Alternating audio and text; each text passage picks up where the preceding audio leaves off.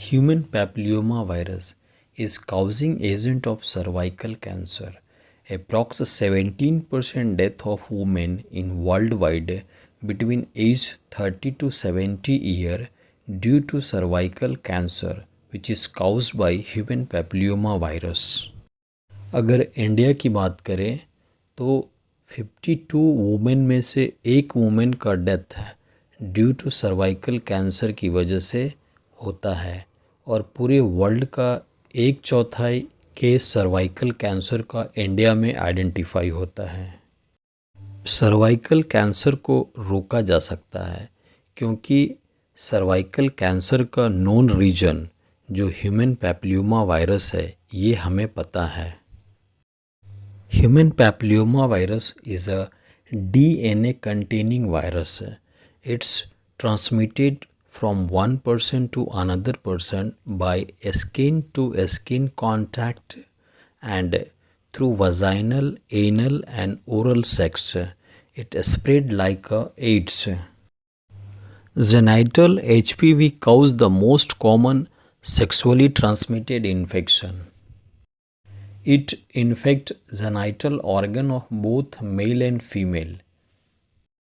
Most risk of HPV cause cervix of female, जिसकी वजह से फीमेल में सर्वाइकल कैंसर काउज करता है। यह वायरस जब जेनाइटल टिश्यू को इन्फेक्ट करता है तो वहाँ से टिश्यू के सेल्स में एंटर करके जो बॉटम एरियाज़ है सेल्स का वहाँ पे जा कर के इन्फेक्शन स्प्रेड करता है। शुरुआती स्टेज में बॉडी का इम्यून सेल्स इस वायरस को किल करता है, परंतु जैसे जैसे आपका इम्यून सिस्टम कमज़ोर होता है वैसे वैसे ये वायरस अपना डिवीज़न करके बहुत सारा आपके हेल्दी सेल्स को इन्फेक्ट करके उसे कैंसरस सेल में कन्वर्ट कर देता है। जो low risk human papilloma virus है उसका अगर आपका इन्फेक्शन होता है तो आपके स्किन के ऊपर स्पेशली आपका हैंड जो है उसके स्किन के ऊपर वर्ड्स बनाते हैं और फीमेल के अंदर उनके हैंड और जेनाइटल एरियाज़ के अराउंड भी वर्ड्स देखा जाता है अगर लो रिस्क ऑफ HPV का इन्फेक्शन हुआ है। ये वर्ड्स जो हैं वो नॉन कैंसरस होते हैं। सर्वाइकल कैंसर का खतरा उन लोगों में भी ज़्यादा देखा जाता है जो स्मोकिंग करते हैं या जिनका इम्यून सिस्टम वीक है और वैसे लोगों में भी ख़ास तौर से फीमेल में जो बहुत ही लंबे समय तक बर्थ कंट्रोल के लिए पिल्स का इस्तेमाल करते हैं। नाउ डायग्नोसिस है। सर्वाइकल कैंसर जो ह्यूमन पैपिलोमा वायरस की वजह से होता है उसका कोई सिम्टम्स दिखाई नहीं पड़ते हैं अर्ली स्टेज में, तो डायग्नोसिस बहुत ही इम्पॉर्टेंट हो जाता है इस केस में बिकॉज सर्वाइकल कैंसर को साइलेंट किलर भी कहा जाता है। सर्वाइकल कैंसर में जो अभी तक मोस्ट कॉमनली यूज हो रहा था वो है आपका पैप स्मीयर।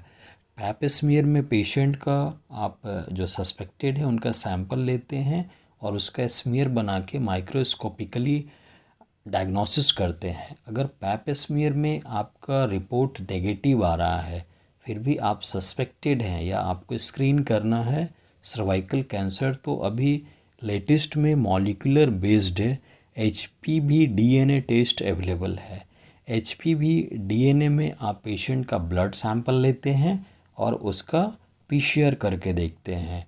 अगर सस्पेक्टेड है तो आपको PCR में HPV जो वायरस है वो आपका आइडेंटिफाई हो जाएगा।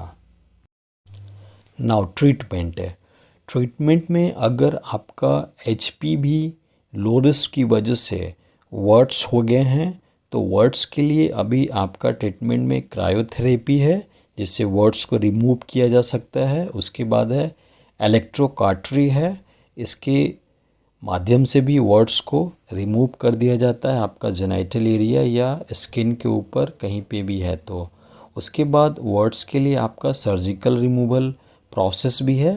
तो ये 3 प्रोसेस के थ्रू आपका लो रिस्क HPV में जो वर्ड्स बने हैं उसको रिमूव किया जा सकता है।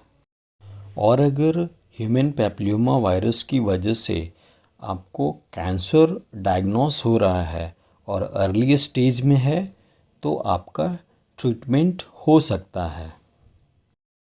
Now vaccination. सर्वाइकल कैंसर के लिए जो कि ह्यूमन पैपिलोमा वायरस की वजह से हो रहा है, इसके लिए वैक्सीन अवेलेबल हैं।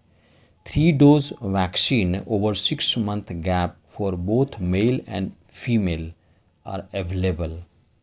सर्वाइकल कैंसर के लिए जो वैक्सीन मार्केट में अवेलेबल है वो गार्डासिल के नाम से है।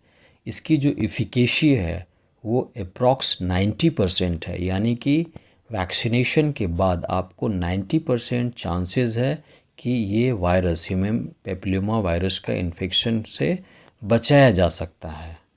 परंतु अगर आप वैक्सीन ह्यूमन पैपिलोमा वायरस के इन्फेक्शन होने के बाद आप लेते हैं तब ये वैक्सीन आपको प्रोटेक्ट इस वायरस के अगेंस्ट में नहीं कर पाएगी। Thank you for joining us microbiology information.